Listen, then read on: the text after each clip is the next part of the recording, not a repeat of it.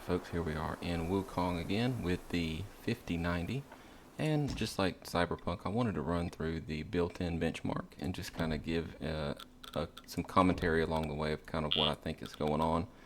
Alright, so we're just going to start out with our base settings. If you've seen in my previous videos, I like to start at the absolute max and work our way down.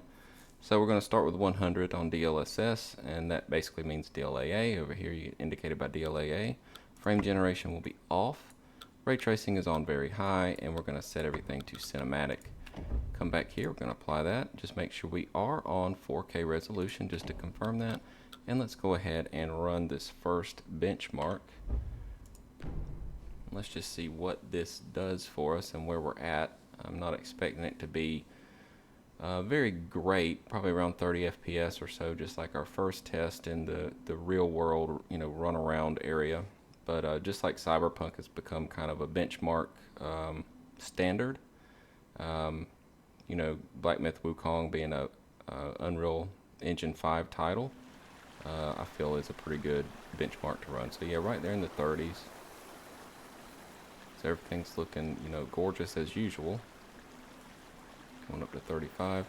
VRAM allocation, that's something I like to comment about a lot.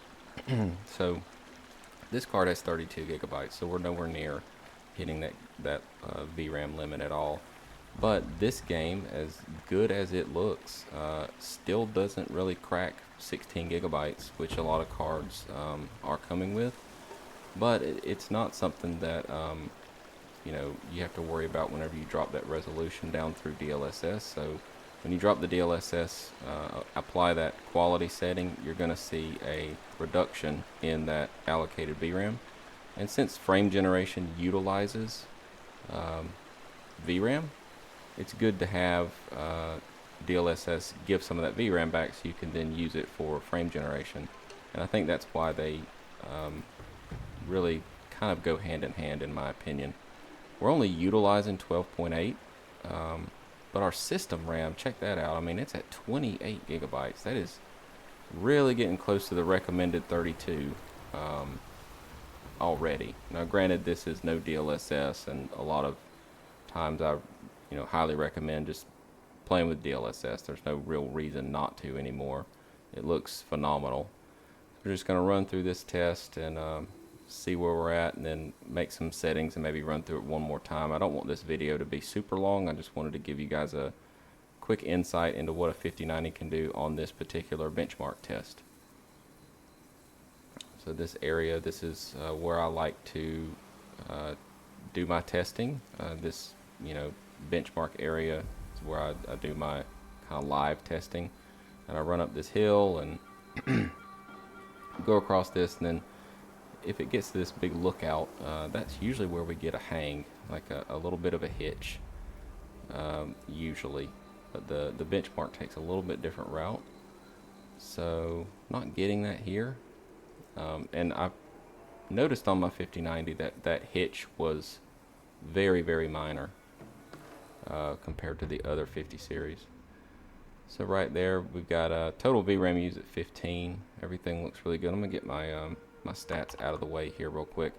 Maximum was 38, minimum was 26. So again, this is just a benchmark at the maximum settings. So we're going to go back, and I'm going to apply the settings that I would probably run this game at based on just some testing that I've done. I would drop this to 50 because it still looks fantastic at performance. If I can hit it, there we go. Okay, DLSS, and then I would turn on my frame gen, because that 50 is going to give you plenty of VRAM back to turn on frame gen if you're on a lower tier card. Full ray tracing, let's just leave that alone, and then I'll drop this down to very high, because that looks almost indistinguishable from cinematic in what I've been able to test here. So we're just going to run this one more time. These would be my recommended settings for this particular game. With probably this card as well as maybe a 5080. You might have to play with some of the ray tracing on a 5080 or go down to high, but to get similar results. But this is a super great experience with these settings here. Let me bring my stats back. 132, 129. Looking a lot better. VRAM allocation's way down. Not cracking 12 yet. Also our power usage has dropped below 500.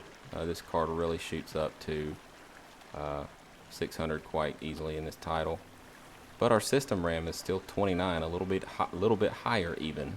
So, you know, might be time to look at 64 or even 48. You know, if you want to save a little money. But yeah, the system RAM is starting to get more important as well in games like this that are just extremely intensive, with a lot of ray tracing, a lot of CPU intensive tasks, and you know, that especially when you start throwing in stuff like frame generation and, you know, utilizing VRAM for that. You know, I'm not quite sure the technicalities of what that involves with the actual system RAM, but it does seem to have an effect. So if anyone knows, feel free to educate me. But yeah, we're looking at, you know, our 1% lows, very, very nice, over 100. Even our 0.1% lows are looking good. 83 right there.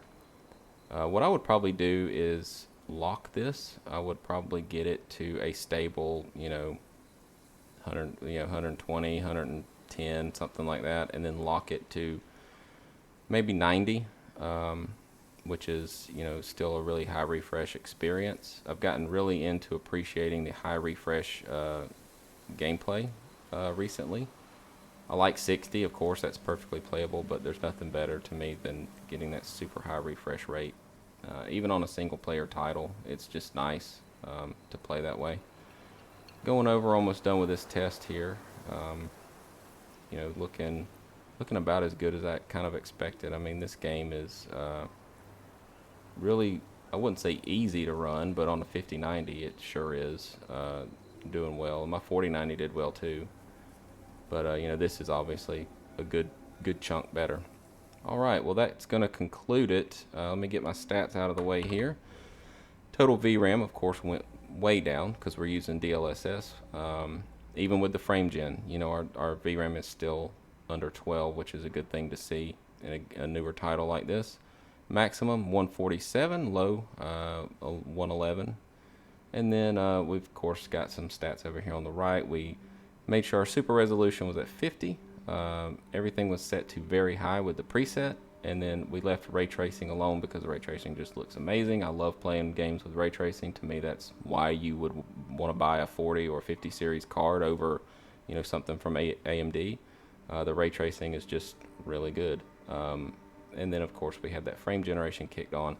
This does not include the 4X and 3X frame generation drivers yet. So once that comes out, I'll probably make another video. But just wanted you guys to take a quick look at this. You know, it's been fun doing these. I plan to do way more. So if you have any questions, just let me know. And with that, I'll see you in the very next video. See ya.